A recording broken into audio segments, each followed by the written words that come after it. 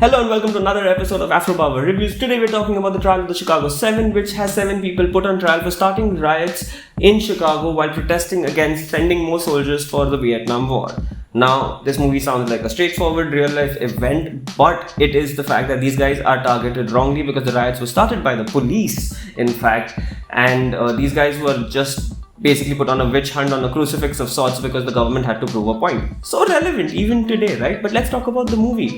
Movie, brilliant acting, brilliant direction, brilliant storytelling. Sacha Baron Cohen kills it. Eddie Redmayne is being so composed. Michael Keaton, Joseph Gordon-Levitt, and the judge, they're all so good. So just for the acting and the story, forget the political aspect of it, watch the movie. It is gorgeous. And we go for the spoiler discussion right about now. This movie is so real and so relevant after so many years. It's almost painful to admit that not much has changed. These 7 are leaders of different protest groups who are protesting against the bloodshed happening in Vietnam, and they've decided to protest at a democratic rally that's happening. And the police is already so scared, the government is already so scared that the smallest of things are igniting things, and then a riot breaks out and people die.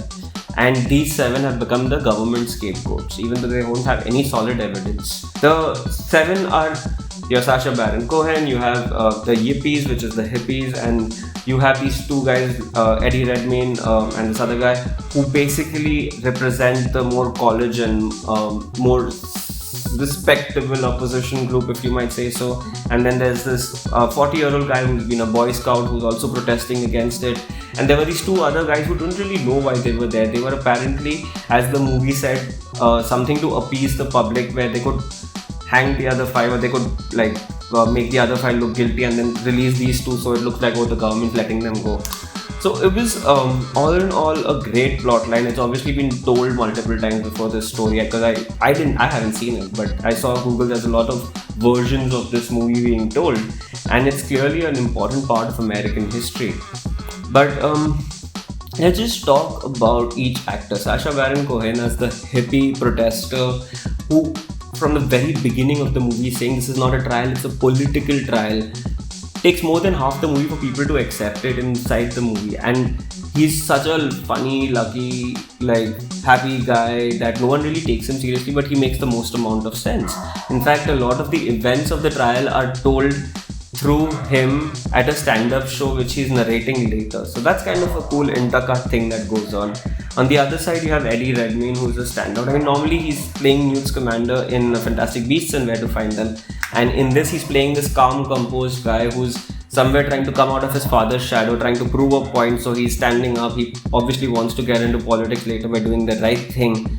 And he's so driven by rules that there is one point where they gag this black guy for talking in court, and the 7 decide to not stand when the judge leaves, and he agrees to it. But when the judge says all rise when he's leaving, he's so instinctually and his reflex is to stand up and be obedient, and those minor things just bring out each character's persona. I mean, you just have 2 hours with this movie and you learn so much about each character, and that's another act of storytelling. On the other side, we have Yahya Abdul-Mateen, who plays Bobby Seale, who was literally a chairperson of this group called the Black Panthers, and he was there for 4 hours to give a speech. And he was also indicted and alleged to start the riots. He wasn't even there when the riots happened, and he doesn't have a lawyer throughout the thing, and he's trying to stand up for himself. The judge doesn't let him. There's a point and a scene where he's trying to, he's losing his cool, he's trying to talk in the court, the judge won't let him.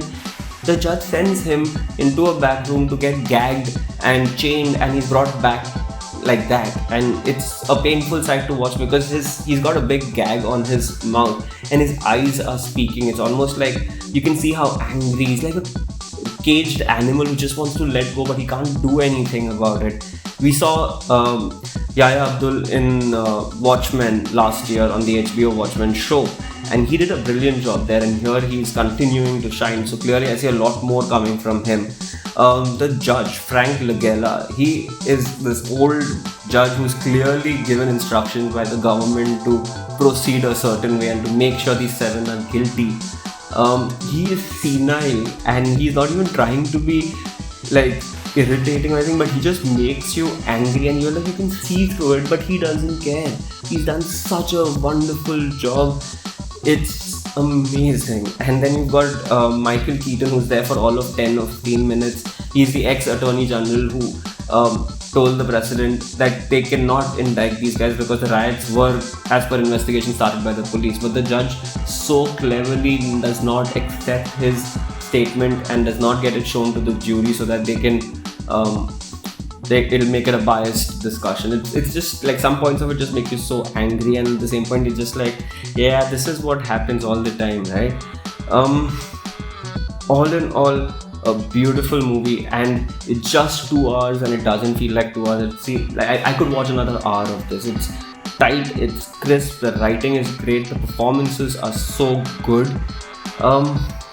It's just a beautiful... 2020 has not been very good for movies. We've had some movies here and there, like some are okay, some are bad, some are even little better. Like Invisible Man was one of the better movies which came earlier in 2020.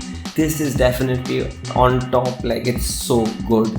You have to see this movie. Please send this to someone. Even if this is a spoiler talk and someone's not seen it, let them see it, because there is not much to spoil in this. it's a pretty straightforward. You see the trailer, you see the entire movie, but it's about the details and the performances and the direction of the movie. So yeah, that's me, Xerxes, signing out from this episode of AfterBurner Reviews with Trial of the Chicago 7. Please go ahead and if you like this video, hit subscribe, like, drop a comment, share it, and go for it. Press the bell icon too and do me some good, will you? See ya!